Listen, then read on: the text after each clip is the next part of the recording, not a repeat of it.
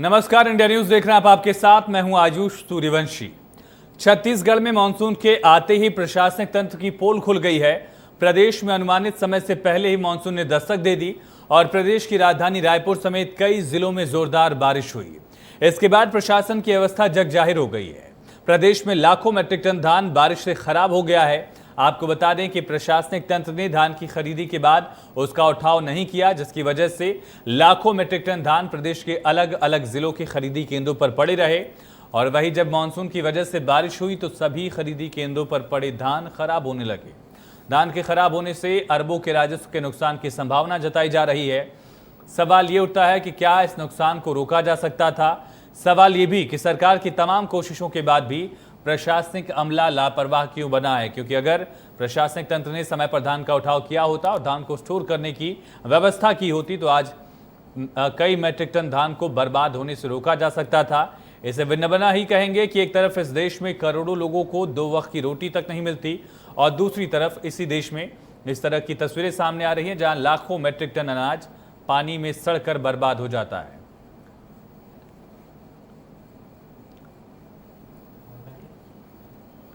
तो इसी तरह से प्रशासनिक तंत्र का इसे फेलियर ही माना जाएगा। बहरहाल मामले को लेकर कांग्रेस का कहना है कि प्रदेश सरकार ने धान के रख रखाव के लिए पूरी व्यवस्था की है। दूसरी तरफ पूर्व सीएम रमन सिंह ने प्रदेश सरकार पर मामले को लेकर जमकर निशाना साधा। उन्होंने क्या कुछ कहा है आपको सुनवाएंगे। मुख्यमंत्री माननीय भूपेश बघेल की सरकार ने धान खरीदी केंद्रों में 7,000 से अधिक सीमेंट कंक्रीट से पक्के चबूतरे का निर्माण करवाया है।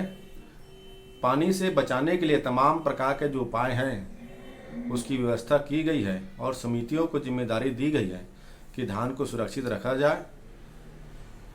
धान खरीदी को लेकर और धान को सुरक्षित रखने के लिए मुख्यमंत्री माननीय भूपेश बघेल की सरकार गंभीर है और जिस प्रकार से छत्तीसगढ़ में किसानों को धान की कीमत 2500 रुपये मिल रहा है प्रति क्विंटल, इसके बाद धान के उत्पादन बढ़ी है। ये हालत पूरे छत्तीसगढ़ का है। कैप कवर उपलब्ध नहीं है और कैप कवर उपलब्ध नहीं होने की वजह से करोड़ों करोड़ों रुपया का धान सड़ रहा है।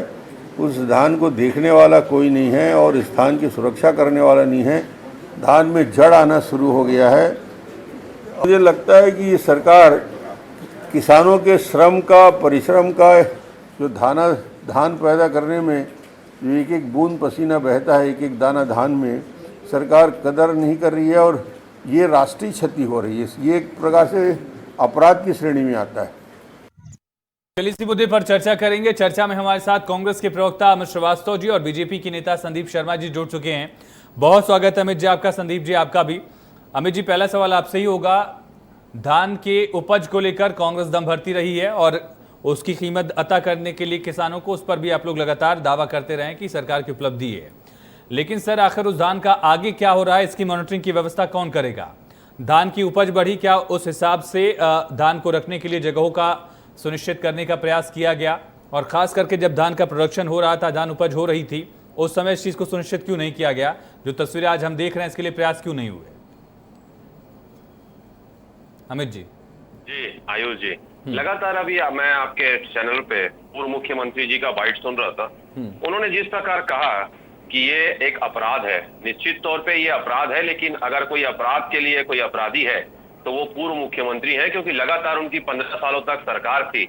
उन्होंने कोई गोदाम बनाने की व्यवस्था नहीं करी, पक्के चबूतरे बनाने की व्यवस्था नहीं करी। और मैं आपको बता दूं कि हमारे सरकार आने के बाद प्रत्येक विकास खंड में धान के संरक्षण और भंडारण हेतु पर्याप्त क्षमता के भंडार गृह और उसके निर्माण के लिए हमने कार्य किया। और मैं आपको बताऊं कि हमारी सरकार आने के बाद संग्रहित केंद्रों में और संग्रहित धान को खराब होने से बचाने के लिए लगभग 7,000 से ज्यादा पक्के चबूतरों का निर्माण किया गया है और ये निर्माण पूरा भी हो चुका है। और एक और चीज मैं बताना चाहता हूं कि ये कहीं ना कहीं मैंने जो कहा कि इसके लिए पूर्व मुख्यमंत्री और भाजपा शासन दोषी है। क्यों मैं कहता हूं? क्योंकि ये जब हम धान खरीदी की बात होती है तो 60 लाख मैट्रिक टन धान खरीदने की ये बात करते हैं और बाद में सिर्फ 24 लाख मैट्रिक टन धान खरीदते हैं। तो लगातार जिस प्रकार से इन्होंने भेदभाव किया, झूठ बोला, किसानों को छलने का प्रयास किया, और ये इस सारी बातों से बात साबित हो चुकी है कि लगातार ये जो सरकार है, पूर्ववर्ती सरकार है, और यहाँ पर जो अभी वर्तमान में केंद्र में जो सरकार है, ये किसान विरोधी सरकार है। इसने अपने कृत्य से बता दिया है, क्योंकि लगातार जिस प्रकार से अगर आप डीजल का दाम जो बढ़ा है, मैं आपको बता दूं आयुष जी, 1 एकड़ में लगभग 1200 रुपए से ज्यादा डीजल की बढ़ोतरी हो गई है। और अगर समर्थन मूल्य जब इनको बढ़ाना रहता है तो सिर्फ 72 मैं रुपए। लौटूंगा संदीप जी आपके पास आऊंगा। वन नेशन वन टैक्स की बात करने वाले वन एमएसपी पे बात क्यों नहीं करते? ये काला कानून जो लाए उस पे ये बात नहीं करते। ये किसान विरोधी सरकार है, और लगातार मैंने आपको बताऊं, अमित जी, मैं एक चीज अंकुश जी मैं ठीक है, कंप्लीट कर लूं प्लीज। देखिए, मैं जब कुछ बात कहता हूं तो मैं उसके प्रमाण लाता हूं, और इनके घोषणा पत्र में भी आपको मैं बता दूं कि किसान विरोधी क्यों है और इन्होंने क्यों हमेशा झूठ भ्रम का ही राजनीति इन्होंने की है। इनका एक घोषणा पत्र है 2013 का, 2018 का भी मेरे पास है। ये 2013 मैंने आप सब जनता जी इसको टिक कर दिया है। 2100 रुपए धान के समर्थन मूल्य देने का वादा किया था, नहीं दिया। 300 रुपए प्रति क्विंटल बोनस देने की बात थी, नहीं दिया। किसानों को ब्याज ऋण मुक्त ऋण देना था, नहीं दिया। लगातार सिर्फ इन्होंने 15 साल किसानों को छलने का काम किया है, और आज जब ये सरकार से हट चुके हैं तो इनको लगता है कि ये अपराध है। ठीक है मैं अमित जी, आपको उसका बताऊं- जवाब अमित जी उसका जवाब संदीप जी देना ले चाह रहे लीजिए। हैं, उसका जवाब लेंगे भी बिल्कुल। तमाम सवालों का जो आपने जिक्र किया वो रखेंगे, लेकिन आपको कौन छल रहा है? सरकार में जो लोग बैठे हैं, क्या उनको अधिकारी छल रहे हैं? अगर इस तरह से बारिश में धान भीग रहा है, वो भी मानसून के समय, बेमौसम बारिश नहीं हुई है, मानसून थोड़ी दिन पहले आ गया, बस यही हुआ है। अगर ऐसी स्थिति में भी ये हजारों जो बोरियां हम देख रहे हैं वो सड़ रही हैं, तो फिर ये किसको कौन छल रहा है और किसकी गलती से छल रहा है? मैं जवाब दे दूं? हाँ अमित जी। देखिए, आपको मैं साधुवाद देता हूं कि आपने स्वतः ही एक ऐसा प्रश्न कर दिया। देखिए, जब इस सरकार को हमने बारदाना के लिखा, मैं अभी डिफरेंशिएट कर देता हूं कि कैसे ये भेदभाव हमारे साथ करते हैं। 2015 और 16 की मैं बात करता हूं, जब यहां पर भाजपा की सरकार थी। 3,11,900 गौठान यहां पर मांग इन्होंने किया, और 3,77,045 इनको 3,07,745 गौठान दे दिया गया। 17 में 2 लाख से ज्यादा इन्होंने 2,75,000 गौठानों का इन्होंने मांग की, और लगभग उतना ही इनको दे दिया। 2017-18 तक इनकी सरकार थी, 1,92,000 गौठान इन्होंने माना, वो भी मिल गया। अब यहां से स्थिति चेंज होती है, छत्तीसगढ़ की जनता का विश्वास होता है और कांग्रेस की सरकार आती है, और जब हम मांग करते थोड़ा हैं, संक्षेप में जी 2,25,428 गौठानों की जब हम मांग करते हैं तो हमको कम दिया जाता है। और मैं आपको बता दूं कि लगातार उसके बाद भी मैं आपको बता दूं, एडवांस पेमेंट जाने के बाद जब हम इस साल 3,05,000 झूठ बारदानों की सहमति प्रदान करते हैं, और देते कितना है? 1,45,000 किसी सिक्योरिटी देते हैं। ठीक है, बारदाने नहीं दिए जा रहे हैं, आपका ये तर्क है कि बारदाने नहीं दिए गए, इस वजह से गेहूं भीग रहा है। एक सिलेवार में रख रहा हूं कि लगातार ये भेदभाव ठीक कर है रहे ठीक है, इस तरह से लगातार ऐसी स्थिति रखी जा रही है। संदीप जी, आरोप यह है कि आपकी सरकार में वेयर हाउसेस नहीं बने, आपकी सरकार में शेड्स नहीं बने, और अब आपकी सरकार जब केंद्र में आई है तो प्रदेश को बारदाना नहीं मिल रहा। इस वजह से छत्तीसगढ़ के किसानों का उपजा हुआ जो धान है, छत्तीसगढ़ के किसानों की जो कोशिश है, जो मेहनत की, खून पसीने की जो उपज थी, वो अब सड़ रही है। ये आप लोग की गलती है। देखिए आयुष जी, 7 मिनट तक आपने उनको बोलने का समय दिया, मुझको भी 7 मिनट समय दीजिएगा। दूसरी बात, विषय पूछे, बात कुछ कर रहे हैं। आवाज बढ़ाइए संदीप जी की। आप हेलो। हाँ संदीप जी बोलिए आप। हाँ बोलिए। आवाज आ रही है? हाँ आपकी आवाज आ रही, सर बोलिए। देखिए, आप सवाल कुछ कर रहे हैं, जवाब कुछ दे रहे हैं। इनसे सवाल पूछ रहे हैं धान क्यों सड़ गया, ये बता रहे हैं इसमें दोष हमारा है। मैं आपको बता रहा हूँ 82 लाख टन धान हमने 2017 में खरीदा था, लेकिन मजाल है कि धान हमारा इस तरह से सड़ा होगा। ये गोदाम की बात करते हैं, कहते हैं हमने चबूतरा बना दिया। देखिए, मैं आपको बता देता हूँ 2400 जगह पर धान खरीदी होती है, और हर जगह जो सोसाइटी है उस सोसाइटी में बड़ा स्टेक जो बना के रखते हैं, वो कम से कम 10 बड़े स्टेक बना के रखे हैं। उन्होंने 5 स्टेक तो उठा लिया, लेकिन 5 स्टेक आज भी वहीं पर पड़ा है। 24 पंचे अगर की हम करेंगे तो 9,000 से ज्यादा, ये जो है 10,000 से ज्यादा स्टेक वहां पर पड़े हुए हैं आज भी वहां पर। और ये कहते हैं हमने 7,000 जगह चबूतरा बनाए हैं। चबूतरा नीचे से बनाएगा, आप पानी ऊपर से गिर रहा है, आप ताल पकड़ी नहीं खरीद सक रहे हैं, उसके लिए कवर केप होता है काले रंग का, वो कवर केप आपने नहीं खरीदा। जो जिन संग्रहण केंद्रों में आपने ले जा करके 16 लाख टन धान रखा है, वो कवर केप से आपने नहीं ढका है। सोसाइटी वालों को आपने उनके धान खरीदने का कमीशन नहीं दिया है। तुम गरीबों को कह दिया कि आप इसकी रखवाली करो, उनको रख रखाव का पैसा नहीं दिए। ताल पकड़ी को लोग धागा से, रस्सी से बांध के पत्थर में लदक करके रखे हुए हैं, वो उड़ गया हवा में। अब उनके जिनके पास संसाधन है उनको आप कहोगे, आपको बता रहा हूँ 36 लाख टन धान आज इनकी मिलिंग नहीं है। अब एक बात लगातार कहते हैं कि केंद्र नहीं खरीदा, केंद्र नहीं खरीदा। 48 लाख टन चावल इनको केंद्रीय पूल और राज्य पूल के लिए रखना है। इसके लिए इनको 72 लाख टन धान होना चाहिए। 72 लाख टन धान की भी ये लोग मिलिंग नहीं किए हैं। बचत 20 लाख टन धान को इनको कहीं न कहीं मिलिंग करके अन्य राज्यों में बेचना था, वह भी ये नहीं बेच पाए हैं। आपको बताता हूँ आयुष जी, कभी भी आज तक ऐसा प्रदेश में नहीं हुआ है कि 30 मार्च के बाद में कोई भी धान किसी भी सोसाइटी में रखा हो, सोसाइटी से धान को उठा करके सरकार के द्वारा संग्रहण केंद्र में ले जाते हैं, केक कवर में ढक करके रखते हैं। और हमारी सरकार के जमाने में भी हम 30 मार्च से पहले उठा लेते थे। लेकिन संदीप जी, जो ये तर्क है, ठीक है संदीप जी, आप ही से सवाल है सर, जवाब दीजिएगा संदीप जी। मैं विषय पर बात कर रहा हाँ हूं। ठीक है संदीप जी, आप ही से सवाल है, आप ही जवाब दीजिए इसका। जो ये कहा जा रहा है कि 60 लाख मैट्रिक टन का आश्वासन दिया गया था प्रधानमंत्री मोदी की तरफ से जब मुख्यमंत्री भूपेश बघेल मिलने गए थे, और उसके बाद उसको सीमित कर दिया गया 24-25 लाख मैट्रिक टन तक, तो बाकी जो बचा हुआ धान था उसकी उठाव न होने की वजह से ऐसी स्थिति आई है। संदीप जी, आप उसको 2.5 मिनट के बाद रोक दिए हैं। देखिए मैं घड़ी रखा हूँ और आज टाइमर लेकर के बैठा हुआ हूँ।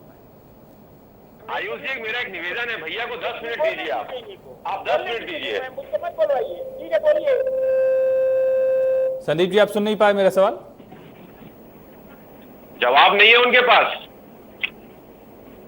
2.5 मिनट के बाद रोक दिया है, आप बोलवाइए, फिर डिबेट में उन्हीं से बोलवाइए। नहीं संदीप जी, मैंने सवाल इसलिए तो आपसे पूछा था सर। नहीं मुझको, मैं देखिए मैं आपसे, मुझको आपने 2.5 मिनट के बाद रोका, आप 7 मिनट उनको समय दिए थे। तो सर आपसे ही सवाल पूछा है संदीप जी, तो आपसे ही सवाल पूछा है तो आपका ही सवाल का जवाब जवाब होने नहीं दिया, आपने बीच में रोक दिया मुझे। मैंने कह रहा हूँ आपको कि केप कवर में ढकने की जिम्मेदारी इनकी है। इसके लिए तो कोई मोदी सरकार नहीं आएगा। और इतना आप मुझको बताइए, जो 48 लाख टन चावल इनको जमा करना है, उसके लिए 72 लाख टन धान की मिलिंग होनी चाहिए। मैं पूछता हूँ 72 लाख टन धान की मिलिंग क्यों नहीं हुई? अगर उसके बाद 20 लाख टन धान बचता है, उसको उनको केप कवर में ढक करके रखना चाहिए और उसको कहीं ना कहीं पर बेचने की व्यवस्था करनी चाहिए। राज्य सरकार की जिम्मेदारी है। हर बात में मोदी सरकार को दोष देना, आप ढक नहीं सक रहे हैं मोदी सरकार को दोष दोगे, आपका धान चढ़ रहा है मोदी सरकार को दोष दोगे, आपने लेबर का पेमेंट नहीं किया है आज तक वहां पर सोसाइटी, उसको मोदी सरकार को दोष दोगे, कंप्यूटर ऑपरेटरों को पेमेंट नहीं मिला है वो छोड़ करके भाग रहे हैं, उनको आप मोदी सरकार को दोष दोगे। आपकी भी कोई जिम्मेदारी है, आप सरकार में क्यों आए हो? सरकार में ठीक है संदीप जी, जो आपने मुद्दे उठाए उन्हीं का जवाब ले लेते हैं। ठीक है, 36 लाख टन, देखिए मैं बता रहा हूँ 36 लाख टन धान आज पानी में बर्बाद हो रहा है। हमारा तो पहले अनुमान था कि ये लगभग छत्तीसगढ़ में 4,40,000 करोड़ का धान बर्बाद हो गया, ऐसा हमारा अनुमान था। लेकिन आज की जो स्थिति बनी है, ठीक है संदीप जी। अमित जी, अगर प्रदेश में धान का उपज होता है तो व्यवस्था करने की जिम्मेदारी किसकी है? अगर वैक्सीनेशन के मामले में ग्लोबल टेंडर्स इनवाइट करने के बावजूद अगर वैक्सीन नहीं मिलती है तो उसकी समस्या है, इससे लॉजिकल टर्म्स अलग अलग हो सकते हैं, लेकिन अगर धान का बोरा आपको नहीं मिल रहा है, इसके लिए आप अपनी तरफ से कोशिश क्या नहीं कर सकते? शेड्स अगर नहीं बनाए हैं तो उसके लिए 2.5 साल में क्या प्रयास किया गया, और जिस हिसाब से उपज हो रही है उस हिसाब से क्या हमारे पास व्यवस्थाएं हैं? खास करके बारदाना न मिलने का, बारिश से धान के बचाव का क्या राब्ता है? चबूतरा न बनने का आसमानी बारिश से क्या राब्ता है? अमित जी, बता दो, जिस प्रकार मैंने कहा था, जब आप 60 लाख मैट्रिक टन की आपने भैया से बात करी तो जवाब देने की स्थिति में नहीं थे, क्यों 24 लाख ही वो खरीद पाए। और ये कह रहे थे कि जिस प्रकार से हम हर चीज में मोदी जी के आरोप लगाते हैं, हमारा कोई ध्येय नहीं है। इनकी दुश्मनी सिर्फ ये है कि जो देश का सर्वश्रेष्ठ प्रदेश है, जहां पर धान खरीदी सबसे ज्यादा हो रही है, उसको कैसे बाधित करें और भाजपा उसका कैसे राजनीतिक फायदा उठा सके, ये लगातार एक कोशिश में लगी हुई है। मैंने कहा ना, एडवांस पैसा देने के बाद भी अगर आप बारदाना नहीं देते, और जब हम राजीव गांधी किसान योजना लाते हैं उसके बाद जिस प्रकार से इनका कृत्य है वो सारा हुआ है। अमित जी बताइए कि बारदाने से बारिश रुकती है क्या, या धान बच जाएगा? मैं बता रहा हूँ, मैं सिलेवार जो ये कह रहे थे ना कि मोदी जी पे आरोप क्यों लगाते हैं, मैं आपको बताऊं, हमारे प्रदेश में कृष्णा की 400 मिले हैं और अरवा की 1504 मिले हैं। और जैसा ये कह रहे थे मिलिंग के विषय में, जो भैया कह रहे थे, मैं आपको बताऊं, 2205 खरीदी केंद्र में लगभग 92 लाख मैट्रिक टन धान हमने खरीदी की, और जो हर साल अगर आप देखेंगे तो एक रिकॉर्ड हम बना रहे हैं। और जिस प्रकार मैंने कहा कि लगातार जो इनकी नीति रही है, हमको परेशान करने की रही है। अगर ये धान को उठा लेते तो धान क्या बर्बाद होता? इन्होंने कहा हमारी सरकार है, जिम्मेदारी हमारी है। बिल्कुल ठीक कह रहे भैया आप, जिम्मेदारी हमारी है, लेकिन फेडरल सिस्टम में आपकी जिम्मेदारी नहीं है। आपकी जिम्मेदारी नहीं है। और जिस प्रकार आप एक चुनी हुई सरकार को प्रताड़ित कर रहे हैं, किसान भाइयों को परेशान कर रहे हैं, वो भी देख रहा है। जब मैं आपको आयुष जी यही चीज बता रहा हूं कि हमने हर वो व्यवस्था की है जिससे कम से कम धान क्या बोलते हैं बर्बाद हो। लेकिन जिस प्रकार से क्या लॉजिक है, मुझे क्या बताइए, आप तो सीनियर प्रवक्ता हैं महाराज, इतना वक्त हो गया आपको कि कम धान बर्बाद हुई, क्या जवाब है? कम धान बर्बाद, ये कोई जायज जवाब ही नहीं है। कम धान बर्बाद होने की स्थिति क्यों आ रही है? मैं क्या बोल रहा हूँ, जो ये आरोप लगा रहे हैं, ये अनगल आरोप लगा रहे हैं, झूठे आरोप लगा रहे हैं। जो आंकड़े दे रहे हैं इसके पास इनका कोई प्रमाण नहीं है कि इतने धान बर्बाद हुए। लेकिन सिर्फ टीवी चैनल में बैठना और दिग्भ्रमित करना, लोगों को, जनता को गुमराह करना, और सबसे इनकी दिक्कत यह है कि आज इस प्रदेश का अगर किसान, चलिए ठीक है अमित जी, इसका जवाब देना चाह रहे संदीप जी, लेकिन ठीक है, एक छोटा सा सवाल आपसे ही है। एथेनॉल के लिए जो धान की परमिशन दी गई थी वो भी तो छत्तीसगढ़ का ही धान था, वो भी तो उसके एक्स्ट्रा ही दिया गया ना परमिशन।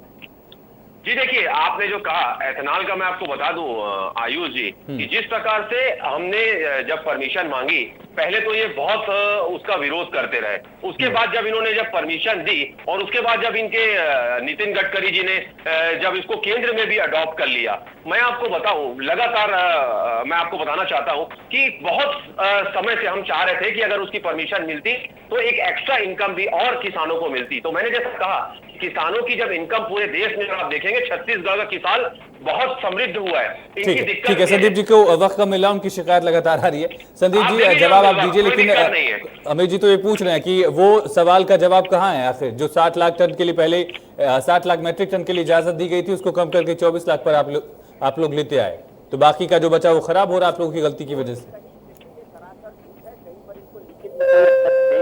इन्होंने केवल भ्रम फैलाया, पहली बात। दूसरी बात मैं आपसे कहना चाहूंगा कि ये हर बात को केंद्र सरकार की अनुमति की बात करते हैं। ये बहुत सारे मामले में केंद्र सरकार के साथ, उनके जो नियम उनके साथ और जो अनुबंध उसको तोड़ते हैं, उसका दुष्परिणाम है। सबसे बड़ी बात यह है कि अपने जो शराब लादी के मित्र हैं उनको ये धान को देना चाहते हैं सड़ा करके औने पौने के दाम पर। और जो छत्तीसगढ़ प्रदेश में जनाब शनाब शराब की बिक्री हो रही है, शराब बनाने के लिए तो सड़ा हुआ धान चाहिए। और इसीलिए पूरे योजनाबद्ध तरीके से छत्तीसगढ़ के किसानों की जो मेहनत की कमाई है, जो धान, उसको ये बहुत ही योजनापूर्वक ढंग से सड़ा रहे हैं ताकि अपने ही शराब ला। संदीप जी, जो आपके सरकार के समय धान खराब हो रहा था, उसका अनुभव क्या था, उसकी गलतियां क्या थी, वही बता दीजिए कि वहां गलती हो रही थी, इस चीज को सुधारा जाए। इस चीज को सुधार रहे हैं लोग, कांग्रेस की सरकार सुधारे। तो साफ कह रहे हैं, देखिए हमने साफ कहा है कि आपको इन धानों को समय रहते वहां पर संग्रहण केंद्र में ले जाना था। ये संग्रहण केंद्र में नहीं ले जाए। ये छत्तीसगढ़ के इतिहास में पहली बार हुआ है कि 30 मार्च के बाद ही धान जो है सहकारी साख समिति में रखा हुआ है, ऐसा कभी नहीं हुआ है। अब इसके लिए कौन सा केंद्र सरकार को लेकिन छत्तीसगढ़ की सरकार तो ये आरोप लगाती रही कि जो केंद्रीय एजेंसियां हैं उनकी तरफ से धान का उठाव नहीं किया गया था। जब धान खरीदी हो रही थी तभी ये तर्क दिया गया कि तभी जो चबूतरे थे यानी कि जो वेयर हाउसेस थे वो खाली नहीं थे। आयुषी धान की मिलिंग जो है उसका सत्र जो है 29 सितंबर तक के चलता है। ये मिलिंग चलते रहता है और ये धान को 29 सितंबर के पहले मिलिंग होने के पहले सोसाइटी से उठा करके संग्रहण केंद्र में ले जा करके एक जई करके रखते हैं और केप कवर से ढक करके रखते हैं ताकि धान जो है जो लगभग 24-2500 जगह में वो जा करके 20-22 जगह में आ जाए और उसको सरकार ढक करके रखती थी हमारे समय में। इसका मिलिंग जो है कायदे से 29 सितंबर तक होता है, इसका सेशन है। जैसे इनको भी पता है कि पिछले साल जो इनको मिलिंग 29 सितंबर तक करके जमा करना था, सेंट्रल पुल का 28 लाख टन था, उन्होंने जमा नहीं किया। उसके लिए उन्होंने अक्टूबर, नवंबर, दिसंबर का टाइम मांगा, उनको भी केंद्र सरकार ने दिया। उसके बाद भी नहीं सके तो इनको मार्च तक का पिछले सत्र का 2021 का समय दिया। तो उसके लिए समय देते हैं आपको, अगर मिलिंग नहीं हो सका, मिल में कोई दिक्कत आ गई है, लेबर का प्रॉब्लम आ गया। लेकिन सवाल ये उठता है उस धान को आपको संभाल करके रखना केंद्र सरकार। चलिए ठीक है संदीप जी। अमित जी, अगर धान की उपज होती है तो सरकार की भी कामयाबी है, किसानों की भी कामयाबी है, लेकिन वही अगर धान सड़े तो फिर इसका दोष किसको दिया जाए? देखिए, लगातार धान खरीदी में केंद्र सरकार अड़ंगा लगा रहा है। मैंने बार बार आपको कहा कि जिस प्रकार से बारदाना देना था केंद्र सरकार को नहीं दिया। राज्य का इन्होंने कहा ना, आमतौर पर एफसीआई चावल लेने का आदेश जो देता है वो नवंबर मध्य तक दे देता है, लेकिन आप देखिए कि जिस प्रकार से लगातार ये परेशान करने का उन्होंने अनुमति ही नहीं दिया और 60 लाख करने के बाद सिर्फ 24 लाख दिया और भैया कह रहे थे कि कोई आदेश नहीं है, लिखित आदेश नहीं है। अरे इतना झूठ भी मत बोलिए आप लोग। और देखिए एक दिन मैं आपको बता दूं, देखिए लगातार जो बम्पर यहाँ पर रिकॉर्ड खरीदी हो रही है उससे ये कैसे किसानों से बदला ले। देखिए समर्थन समर्थन मूल्य पर जब धान खरीदा जाता है, मैं आपको बता दूं, धान को मिलिंग उपरांत केंद्रीय पूल में एफसीआई में परिधान किया जाने हेतु आवश्यक अनुमति खाद्य एफसीआई देता है, लेकिन लगातार ये उठाव नहीं किए। चलिए ठीक है, बहुत शुक्रिया अमित जी आपका संदीप जी चर्चा में जुड़ने के लिए। लेकिन ज्यादा धान की उपज सरकार की कामयाबी अगर है तो धान खराब होने की जिम्मेदारी भी सरकार को तय करनी चाहिए। अधिकारियों को कम से कम अब ये सुनिश्चित किया जाए कि अगली बारिश से धान को बचाने की व्यवस्थाएं की जाएं, और जो किसान अपनी धान की उपज अपने पसीने से अपनी मेहनत से उगाता है, अगर इस तरह से अनाज खराब होगा तो उसे भी दुख होगा और आम नागरिकों को भी होता है। फिलहाल चर्चा में इतना ही, खबरें लगातार जारी हैं, बने रहिए।